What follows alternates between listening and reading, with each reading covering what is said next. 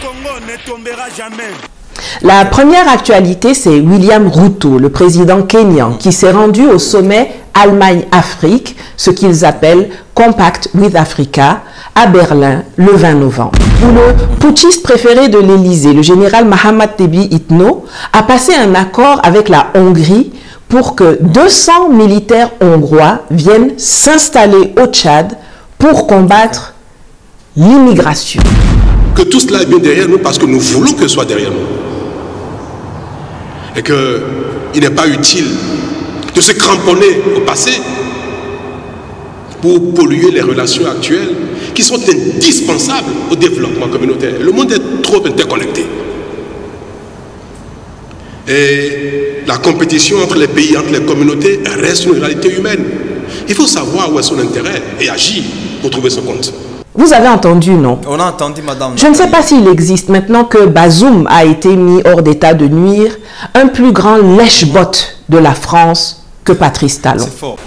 Sauvons l'Afrique.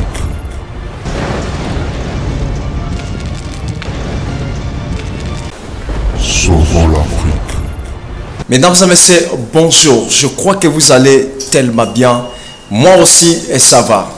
Je vous demanderai de vous installer. Aujourd'hui, nous allons parler de très bonnes choses.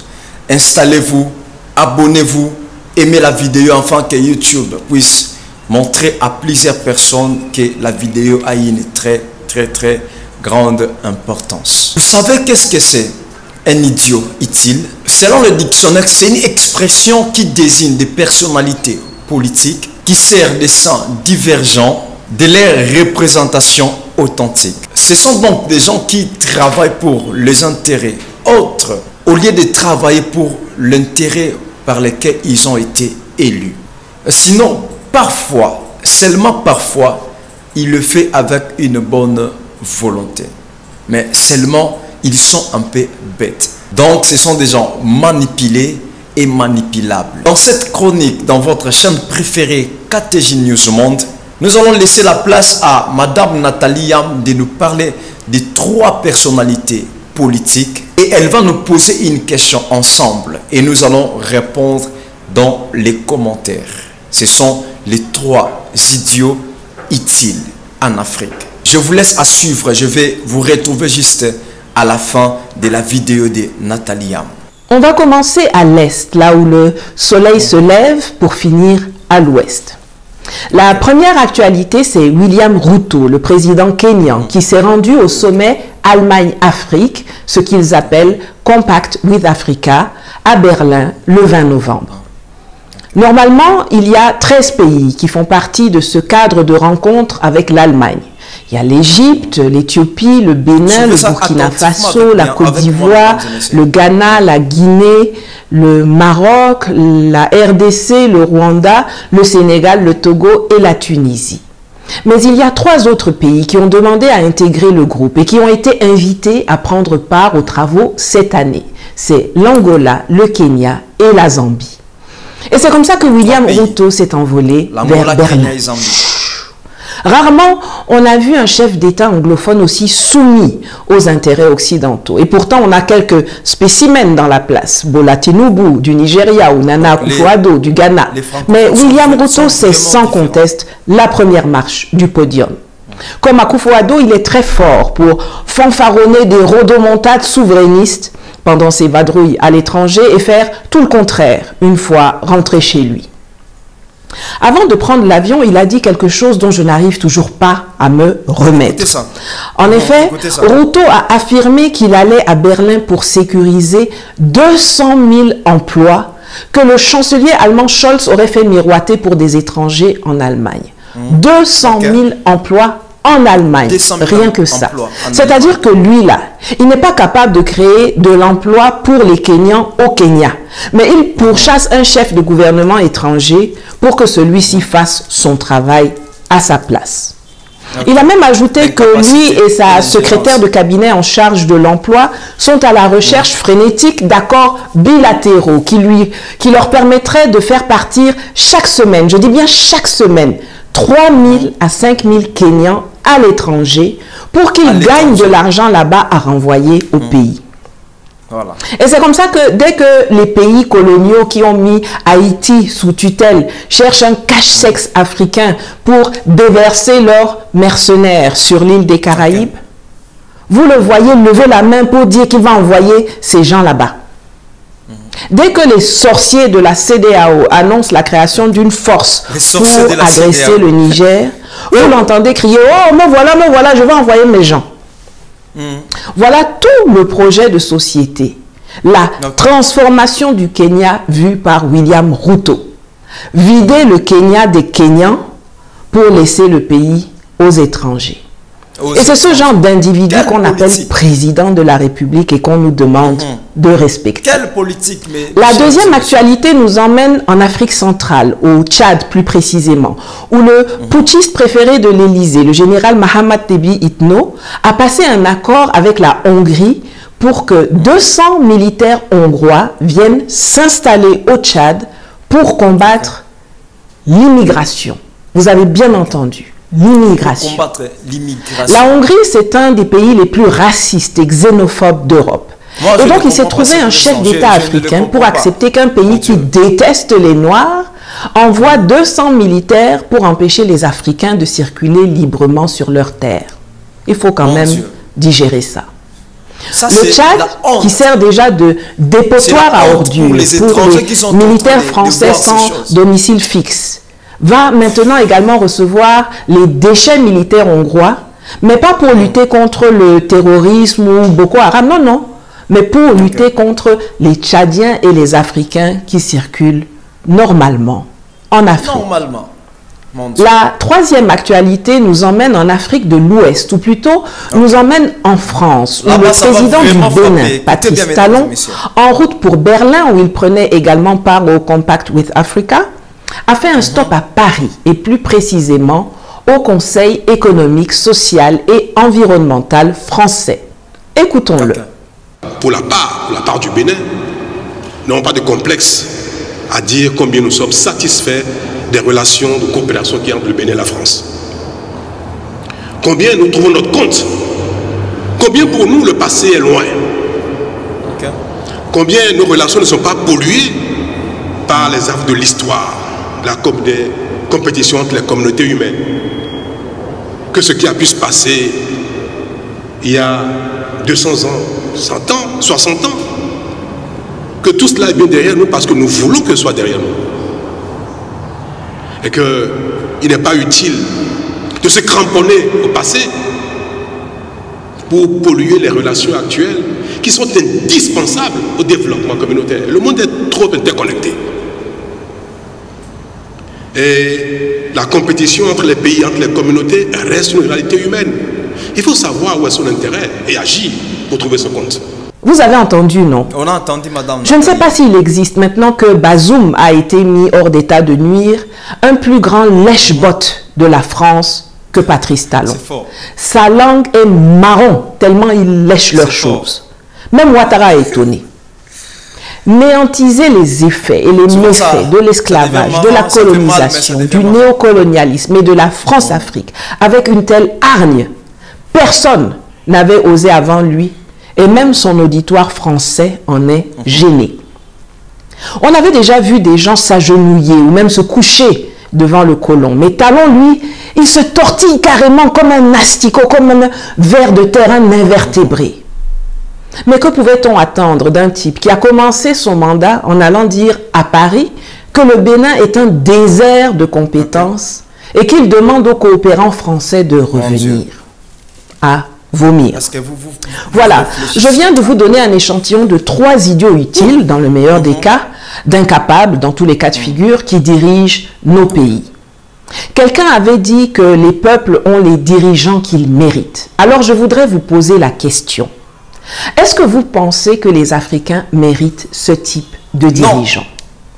Si vous croyez que oui, alors c'est bon. Il n'y a rien à faire. On les laisse continuer à donner nos pays, notre avenir, cadeau aux Occidentaux. Mais si vous êtes de ceux qui pensent que l'Afrique mérite mieux que ces idiots utiles, que ces larves nuisibles comme dirigeants, alors nous devons nous unir, civils comme militaires, et les chasser de la tête de nos États pour enfin arranger nos pays, comme le Mali, comme le Niger, comme le Burkina Faso sont en train de le faire, et vivre à l'aise chez nous. Merci. Voilà. Madame Nathalie Yam, un coup de chapeau à vous pour ces genres de révélations. Je vous aime beaucoup. Les dirigeants que nous avons, mesdames et messieurs, sont en train d'offrir comme un gâteau sur la table des impérialistes notre Afrique, nos pays. Parce qu'ils sont là assis et moi je dirais même que ces gens-là sont placés par les impérialistes. Ce sont eux qui ont réussi la chance d'imposer ces personnes-là, ces dirigeants-là sur la tête de leur État. Et moi je crois, je sais que l'Afrique mérite mieux que ça. L'Afrique mérite le respect. Le peuple africain a besoin d'être respecté. Nous ne sommes pas des incompétents. Nous sommes des compétents. Et nous avons la compétence de gérer les choses. Et nous avons aussi la compétence de résoudre le problème. Ça fait tellement mal et ça fait vraiment honte aux yeux d'autres cieux la manière dont nous-mêmes, les Africains, nous sommes en train de traiter nos frères et nos sœurs. Pourquoi ces deux poids, deux mesures? Moi, je crois qu'il y a des dirigeants qui ont une bonne volonté. Avant d'entrer au pouvoir, il avait cette volonté-là. Avant de commencer à diriger la population, il avait cette volonté-là. Mais une fois au pouvoir, il commence à voir les risques. Donc, vous savez, mesdames et messieurs, servir sur la tête de l'État, il faut avoir l'esprit de leadership. L'esprit d'encadrer le peuple. Nous, le peuple africain, nous n'avons plus besoin de ces genres de dirigeants. Parce que l'Afrique a beaucoup souffert. Nous sommes le continent qui a subi beaucoup de mauvaises choses. Nous avons subi les épidémies, le guerre, le massacre. Nous avons subi la colonisation. Nous avons subi tant de mauvaises choses. Mais jusqu'à présent, l'Afrique est encore debout. Peuples africains, mes frères et sœurs, les combattants et combattantes, je vous laisse un message. Mobilisons-nous enfin de chasser ces genres de dirigeants sur la tête de nos États. Parce que c'est honte. Nous savons tous voir les bonnes et les mauvaises personnes.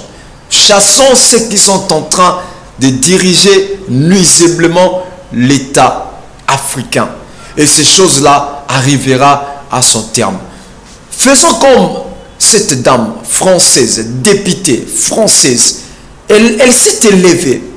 Elle a vu la dame, la ministre, elle n'était pas en train de prendre à considération sa charge. La dame, la ministre, elle était en train de rire, en riant, elle ne prenait pas vraiment les choses en considération. Madame Panot, elle s'est élevée et elle a fait une très bonne chose. Je vais mettre cette vidéo, ça sera comme quelque chose, comme un cadeau, comme un bonus que je vous donne. Vous allez bien regarder cette vidéo de cette dame française députée. Elle a remis madame la ministre en place. Je vous retrouve à la fin et je vais clôturer juste après cette vidéo. Continuerons donc à démettre. Je me permets au passage de pointer ça arrive. Le gouvernement ne soutiendra donc pas ce texte. Madame la ministre, je vais être extrêmement brève, mais je trouve extrêmement choquant sur un texte aussi important qui concerne 20% de nos concitoyens, avec, je le rappelle, dans notre pays, 8 millions de personnes qui souffrent d'électronisme et des gens qui n'arrivent pas à avoir accès aux services publics, ce qui est l'égalité des citoyens et citoyennes devant la République, que vous passiez votre temps à la tribune à rigoler d'un sujet aussi sérieux que celui-ci, quand ce sont des gens qui n'accèdent pas aux APL, au minimum vieillesse, qui n'accèdent pas aux allocations familiales ou même au titre de séjour. Donc je vous appelle à revenir au sérieux de la situation, de ce que se représente dans le pays, parce que ce n'est pas nous qui sommes en décalage avec la réalité, c'est vous à ce moment, lorsque vous rigolez, qui êtes en décalage avec ce qui se passe dans le pays. Mesdames et messieurs, je crois que vous avez vu comment madame la députée, elle a remis en place cette ministre. Vous avez vu, mesdames et messieurs. C'est comme ça que nous devons agir. C'est comme ça que nous devons faire. Il y a des dirigeants qui ne sont pas capables à diriger son peuple, qui ne sont pas capables à diriger les gens. Il ne faut pas avoir peur. Il ne faut pas se taire de foi. Il faut dénoncer. Parce que la restauration, le changement vient aussi au travers de la dénonciation. Et moi, je crois que cette vidéo, ça va vraiment réveiller encore ta conscience. C'était tout pour aujourd'hui, mesdames et messieurs. C'était ton frère Jacques Nkana.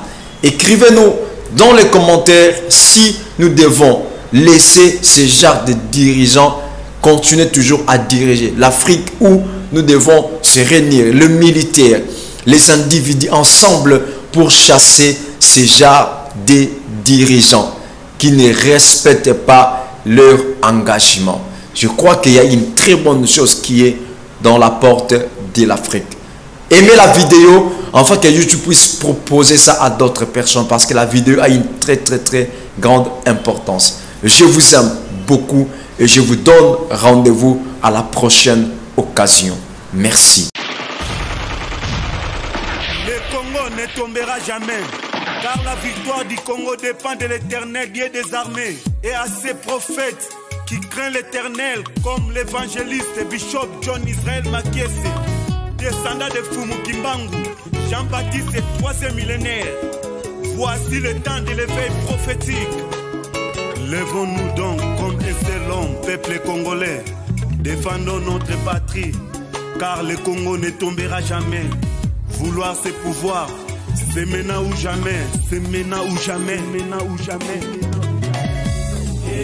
Yahweh, sunga peuple congolais, bitumbo tozobunda, Ezaya zotote, Ezaya molimo. Archevêque Koutounou Fernando, Sauvons le Congo. Sunga bishopé, John Makiese, bitumbo azobunda, Ezaya zotote, Ezaya molimo. Pasteur Placide Jésus, Mokpadiko, Congolais Téléma Bipaï Bissosa, Isaac Mabaka, l'étoile d'Afrique. Tenons-nous la main dans la main, Congolais. Bonamboka na yo bunda, loba non, Congo.